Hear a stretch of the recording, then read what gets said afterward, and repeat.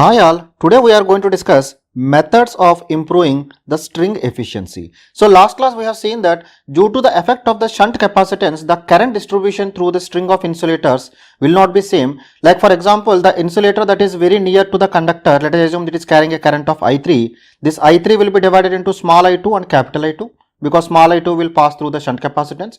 Similarly, this I2 will be further divided into I1 and small I1, or otherwise we can tell that the value of the current I1 will be equal to V1 into omega C1. Similarly, the value of I2 will be equal to V2 into omega C2. The value of I3 is equal to V3 into omega C3. Or from this I can write that the value of V1 will be equal to I1 divided by omega C1, or the value of V2 is equal to I2 divided by omega C2. Same thing is the case, V3 is equal to I3 into omega C3. Let us assume if all the capacitors are of equal capacity. So in that case, as the value of I3 is more, so that means first condition, if C1 is equal to C2 is equal to C3. In that case, the value of the I3 is greater than I2 is greater than I1, or otherwise we can tell that the V3 is greater than V1, V2 is greater than V1. So as a result of this, whichever insulator is there near to the conductor, that will get stressed more, and due to some reason, if it get broken down or the dielectric breakdown happens to that particular insulator, so this entire voltage will be applied across the remaining set of insulators. The next insulator will break down and this proceeds, and your complete string of the insulators will completely spoil. So this is the first disadvantage. Let us assume to avoid this disadvantage, I want to make these voltages as equal. So how can I make these voltages equal? So you can see here, this is depending on, because the frequency is constant, so the term the voltage depends on, it depends directly proportional to the current passing through them and is inversely proportional to the value of the capacitance. That means first one is I can make this current as uniform. That means make the current same through all the insulators. So in that case, the voltage distribution will be uniform, so the problem will be solved. So this current, because the whatever current is there, that current is affected due to the current passing through the shunt capacitance, or the capacitance found between the pin of the insulator and your tower. So if this current can be nullified, then the currents will be equal. So in that way, the voltage distribution will be uniform, the problem will be solved. Or second option is there, if the current cannot be changed or the shunt capacitance cannot be neglected, in that case you can vary the value of the capacitance in such a way that voltage will be same. So in order to make V1 is equal to V2 is equal to V3, and because the currents are inversely proportional, so what should happen for this? The value of C3 should be greater than the value of C2 should be greater than C1, because we know that I3 is greater than I2 is greater than I1. So in that case also we can solve it. This is called as the capacitance grading. This is called as capacitance grading. That means the different capacitors or the different insulators will be designed with different value of the capacitance. Whichever insulator is near to the conductor, it will have more capacitance. Whichever insulator, as you are going towards the top, the capacitance will goes on decreasing, so that the voltage distribution will become uniform. This is one technique. And the second technique I told you, if the capacitances cannot be changed, because it is a standard that each insulator will have the same voltage, then maintenance will be easy. Whenever any insulator is damaged, the quantity of the square parts, whatever the spare parts you are keeping, their specification will be same, or the insulators will be same. So replacing will be very easy and maintenance will be very easy. So that's why we cannot change the value of the capacitance. So in that case, you have to do it in such a way, the value of the other parameter should change. The parameter means that whatever is the shunt capacitance, that shunt capacitance should be decreased to the minimum, so that the difference in the currents will decrease to the minimum, so the voltage distribution becomes equal. So in this way I can do it. So I am just summarizing what are the different methods, then we will see in detail. So first one is by using longer cross arms, and second technique is we can go with by grading the insulators. And the third technique is by using a guard ring. So let us see each one of them. So the first technique is by using longer cross arm. So by using the longer cross arm, how it is going to affect? We know that the tower construction will be like this. So here this will be the cross arm on which the insulators are kept. Wherever the insulators are hanged from here, these are the set of the insulators. Let us assume 3 insulators are there. So because the shunt capacitance will depend on what is the distance of separation between this insulator with respect to the tower. So if this distance can be increased, then in that case the shunt capacitance, whatever the shunt capacitance you take, let us take it as CS, the CS will decrease. When CS is decreased, automatically the current passing through the shunt capacitor will decrease. So automatically the current distribution will be uniform. I1 will become I2 is equal to I3. So voltage distribution becomes uniform. So for that, what you have to do, you have to go on increasing the distance. So if you want to increase the distance, you have to increase the length of your cross arm.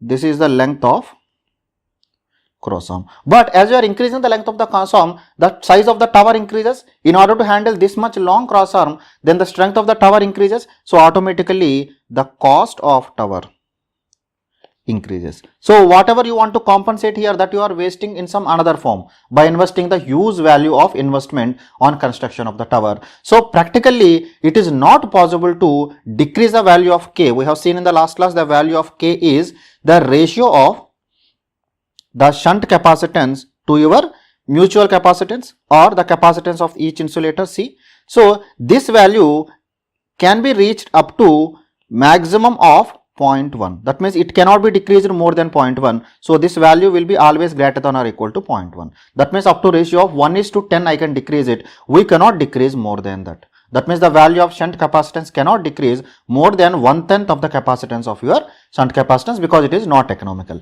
That's why this method is not preferred in practice. In practice, the tower length that will be designed in such a way that whenever the wind blows and when the conductor is moving, because it is free to hang, it will not come and touch. Always the sufficient clearance is maintained. So we cannot take care of these things there. Now the second method is by grading the insulators. Because as the effect of the shunt capacitance cannot be neglected, we go for the another technique. So let us see how the grading the insulators will be done. So let us assume the capacitors are kept here like this. These are my 3 value of the insulators. So this is my conductor. So here the shunt capacitance is formed. So this is my value of C1, this is my value of C1. So this is my C, and let us take it as C1, C2, C3. Let us take it as CS, so that it will be more clear. So let us take this current as I1. The current passing through this is capital I1.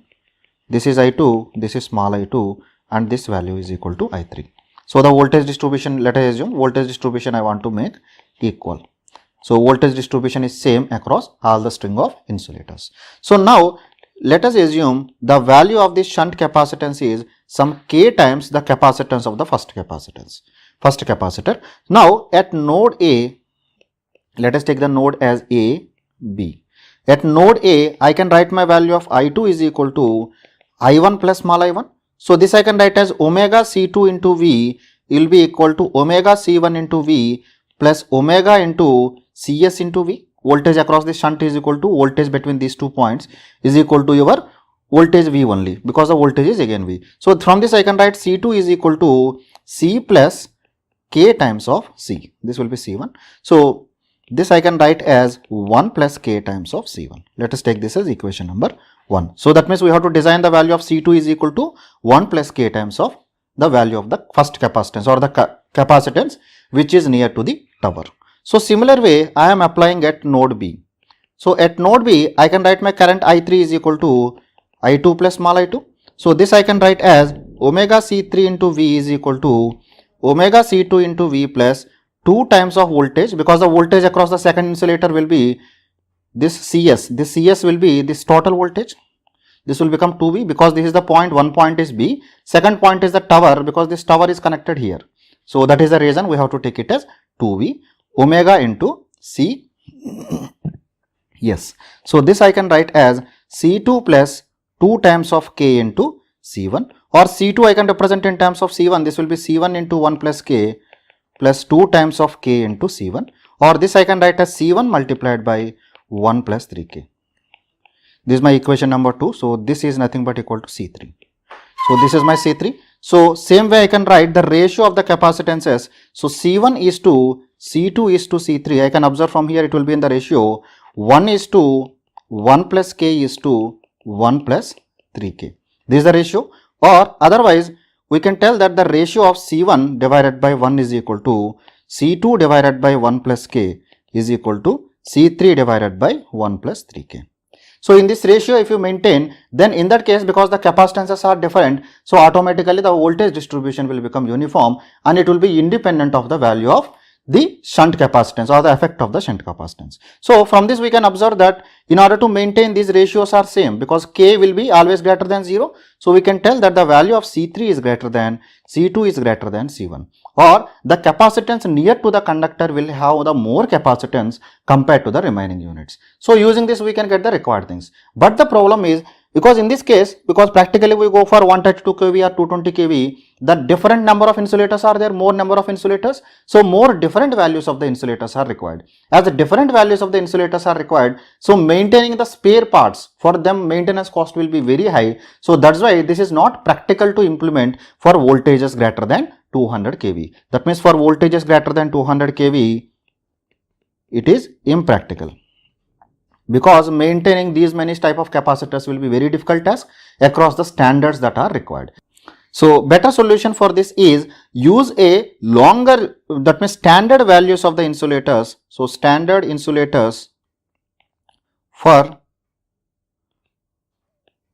most of the string, that means majority of the string. That means if you are taking this as a tower, so whatever these insulators are there, all these insulators, majority of the insulators will have same value of the capacitance. It is not changed. But whichever are near to the conductor, they are made of different value of the capacitance. Like I take this as C2.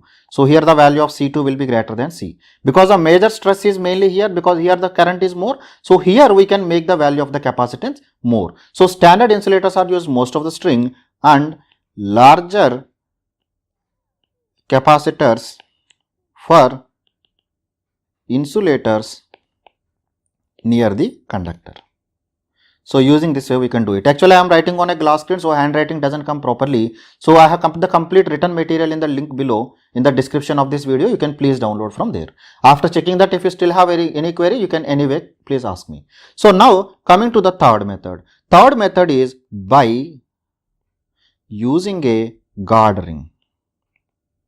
By using a guard ring. So by using the guard ring, this is the most practical method that is used in practice. So in the guard ring, what will be there? Whatever is your string is there. So let us assume this is my string of insulators. So let us again take some 3 string of insulators. So from here one ring will be kept like this. So this ring will be forming, because it is at the potential of this conductor. So this ring also will form one capacitance here. So one capacitance will be formed here. We know the shunt capacitance is formed between these two terminals. So this will be done in such a way the current supplied by these capacitors will compensate for the current taken by your shunt capacitor, so that the current passing through your insulators will be always uniform. This is the major advantage of this. And second advantage is, from the top also one conductor will be provided like this. So in the event of that flashover, that means whenever the lightning surges comes, the lightning surge can discharge through this, so that your insulators will not damage. So these are called as the horn gaps. So it serves the two purpose. The guard ring serves the first purpose as distribution of uniform distribution of the voltage, and the second one is protect your insulators from damage under the lightning stroke conditions or the flashover conditions, so that the arc will be directly bypassed. That heat is not going to affect your insulators. Two purpose will be served. So let us see how this is going to improve your string efficiency. So let me try to draw this. So same way I am taking 3 insulators, for example, one guard ring is provided. So because of the guard ring, so capacitance is formed. So again here also one capacitance is formed. So let us take this capacitance that is formed is some value as C2 and this value is C3. So here the shunt capacitance will be formed. So here some shunt capacitance is formed. So this I am representing by CS. So all these insulators are having the same value of the capacitance. So now whatever the current is passing due to this, let us assume that current is equal to I1 dash, this will exactly balance the I1. Similarly, whatever current is passing this I2 dash, this will balance the value of I2. That means I1 dash will be equal to I1 and I2 dash will be equal to I2. It is designed in such a way so that whatever current is passing through this insulator, let us assume I, at this junction apply the KCL, again the current is balanced, here also I will pass, here also I will pass. So automatically whatever the voltage distribution across the capacitors, that voltage distribution across the capacitor becomes uniform and thereby your string efficiency improves. So that's why practically we always go for the guard ring, because this method is best. Because we know as the tower, as your string is increasing, as the tower is going, the capacitance changes. The shunt capacitance is also not constant. So your guard ring is designed in such a way, the capacitance vary in such a way, the current carried by them will compensate the current that is taken by your shunt capacitors, so that the current passing through each insulator will be same. So in this way we can protect it completely. I hope the complete methods of improving the string efficiency is clear to you. So in the next class, we will try to solve some 2-3 numericals based on each one of these string efficiency methods, so that it will be completely clear to you. If you still have any queries, you can leave your comments in the comment section below. I will answer to your queries from there. Thank you very much.